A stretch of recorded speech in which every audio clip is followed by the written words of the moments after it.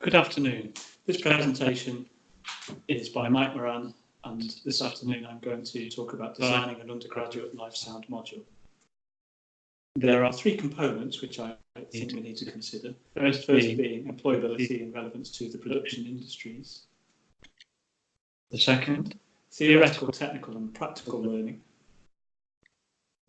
And finally, how do we deal with fair and accurate assessment of individuals?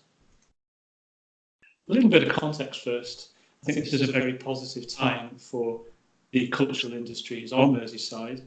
The formation of the Liverpool City Region Music Board, which includes Professor Catherine Tackley, I think is a very positive thing. It's going to help to create focus and galvanise a lot of elements of the local music and cultural industry scene. And hopefully it's going to stimulate economic growth, attract funding, and just assist many of the participants, often of whom are small sole trader businesses, to grow and to develop. The new Arts and Humanities Centre, the University of Liverpool, this is a very exciting development. It's heartening to hear that there is a acoustic consultancy being engaged, and I look forward to seeing that development, and hopefully the same consideration will go into any kind of sound reinforcement system in that space. The Littlewoods Field Studio development on Edge Lane, it's early days for that, but should that reach full potential, then I think that's going to create a lot of demand for employment, graduate employment and skilled employment on Merseyside. National Museums Liverpool, they are increasingly doing very ambitious projects, and most notably this year was the Terracotta Warriors. It's worth mentioning that they employed Draw and Code to do the design work with the animations, and also Adlib Audio to implement the audio visual. Two Liverpool companies, and I think that 15, 20 years ago, that wouldn't have happened. It probably would have gone to a Manchester or a London company. ACC Liverpool in the M&S Bank Arena, very, very successful parts of the industry now in Merseyside, attracting very high profile conferences such as the Labour Party, National Union of Teachers and the Royal College of Nursing, to name but three. But we also have two ambitious Premier League football clubs, 4 universities, 2 cathedrals, and a lot of great festivals. So, employability and relevance to industry. We're in a situation now where we have, from a small performance installation in a museum to a live radio event at Wembley Stadium, Merseyside has market leaders in the live production sector. It's worth saying, though, that the learning experiences that can be provided in educational institutions can establish a solid base of knowledge and good practice. However, specialist knowledge and skills are mostly gained through on-the-job training using sophisticated technologies and protocols. This is something that we need to bear in mind. It's fair to say that, similar to the role of runner in the media and film industries, graduates must expect to start at the same point within larger companies such as Adlib. Undoubtedly, I can bring opportunities to work alongside Adlib and other companies and organisations, for example, Sound City, i.e. Productions, Liverpool International Music Festival, Africa Oye, the Threshold Festival, and the Liverpool Everyman and Playhouse. Students would need to take a look at the sector, and there are definite niches within that. So the first one I'll mention is conferencing. Again, Liverpool has done particularly well because of the ACC and now the new exhibition centre. The client expectation is very high production values, and therefore personnel working within that area have to have a very high level of training and good communication skills. West End Theatre is something different. Very particular set of skills, utilising multi-microphone techniques, lots of lavalier mics on radio packs. So there's a lot of dealing with Ofcom for radio licenses. The kind of sound design and system design for those shows is very sophisticated. They're designed for dispersion rather than volume. Rock and pop events, which again traditionally AdLib, for example, have excelled in, and again this goes from local club events right up to arenas and stadiums. Also, system design and installation for venues of all sizes, museums, galleries, and culture leisure destinations. We might call that the visitor economy. And reading round, there's a clear remit within the cultural design for Merseyside to grow that sector, the visitor economy. There are great plans to reinforce what we do already, but to improve the offer for visitors.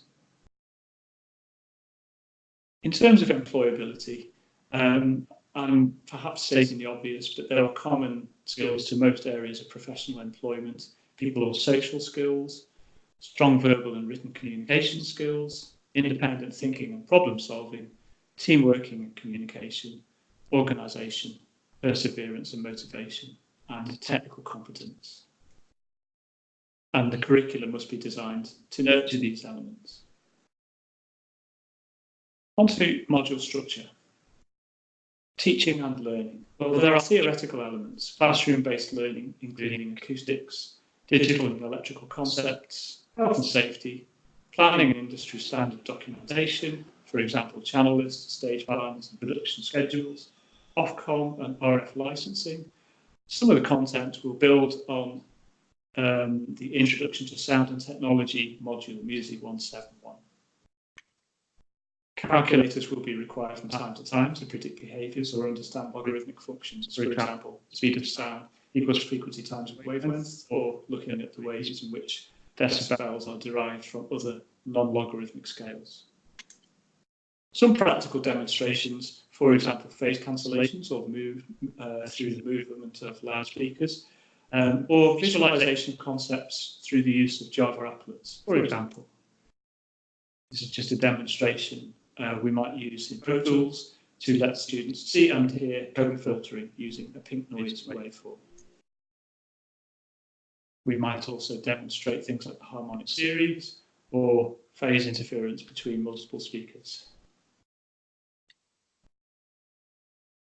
This Java applet visualizes the behavior of standing waves and enables students to understand what is actually happening and relate that to how a room sounds.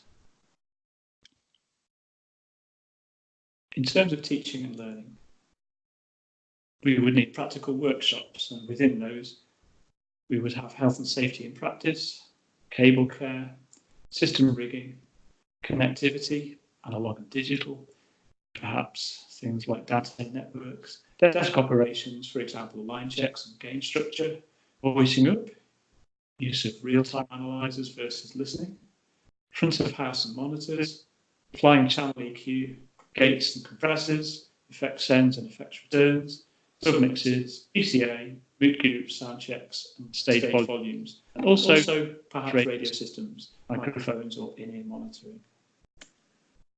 Sessions would build incrementally on expertise in setting up, checking, and operating a system. Some skills such as EQ, gating, and compression might be developed using a virtual ensemble via a multi-track recording on a DAW. Second component. First component. In groups of 3 and 4 persons, we would ask students to plan and deliver a live event or production rehearsal, providing PA or sound reinforcement appropriate to the genre and environment. Within that, we would ask them to create a comprehensive written plan, including equipment list, risk assessment, schedule, and business contact details for all personnel involved. They would need to assign appropriate roles within the team, for example, front of house engineer, monitor engineer, stage manager. They would need to create an ongoing learning log using WordPress or similar blog resources, emails, images, video clips, of salient aspects of the production process, including evidence of the performance. Written evaluation. This is component 2, 40%. Each student will submit a written evaluation of the project, examining individual and group performance using relevant technical terminology to demonstrate understanding. Credit will be given for appropriate reference to acoustic, electronic and digital principles. How do we make this assessment fair? Should a full band performance with several monitors achieve a higher collective grade than a singer-songwriter lunchtime recital with 2 mics and a DI box for electroacoustic guitar? A group can still demonstrate a higher range of level skills, on a simpler performance. More ambitious project might expose gaps in experience and knowledge. Students will consider their experience and confidence and receive guidance on how to approach their project. Formative feedback is an essential element in facilitating student learning as individuals and groups, enabling opportunities for students to create, critique and share knowledge. Quoting Louise Starkey from 2012. Students will be given credit for detailed planning and careful organisation, clear demonstration of good health and safety practice, appropriate operational skills, and a sensitive approach to the needs of the production. Ideally, all students will demonstrate some level of desk operation. The assessed evaluation. This presents an opportunity for students to evidence their individual learning and independent study. Some students may be less confident or experienced in the practical application of live sound, but are able to evidence high-quality learning in this component. And this diagram simply focuses on the notion that we're making sure that all students can explore concepts and develop skills. The target is that all students will master concepts and master skills, but excelling students hopefully will develop knowledge from concepts and skills. And again, this is where students can read around the subject and bring additional knowledge into the critique. So I've summarised some suggested aims to introduce students to a variety of live audio production techniques using professional sound reinforcement equipment, to develop students' knowledge of acoustic and electronic principles relevant to successful operation of PA systems, to enable students to plan and deliver audio production for a live event effectively and safely, to develop the students' individual and group work skills within the live performance environment. I've proposed some suggested learning outcomes: an ability to plan, set up and prepare a PA system for a live music performance or production rehearsal. Learning outcome 2, an ability to mix a live music performance or production rehearsal using appropriate EQ, effects and dynamic control. Learning outcome 3, an ability to explain, justify and reflect on live sound production techniques. Learning outcome 4, an ability to explain, justify and reflect on the mixing techniques for live performance. Learning outcome 5, an ability to successfully work and cooperate within a group. And then skills, working in groups and teams, group action planning. Skill 2, organisational skills. Skill 3, communication, oral, written and visual, following instructions, protocols and procedures. Skill 4, critical thinking and problem solving, evaluation. And skill 5, critical thinking and problem solving. I've added a few suggested texts that might accompany a live sound module. I won't read through these, but they're available on the screen. And I've provided a few references that have informed this particular presentation.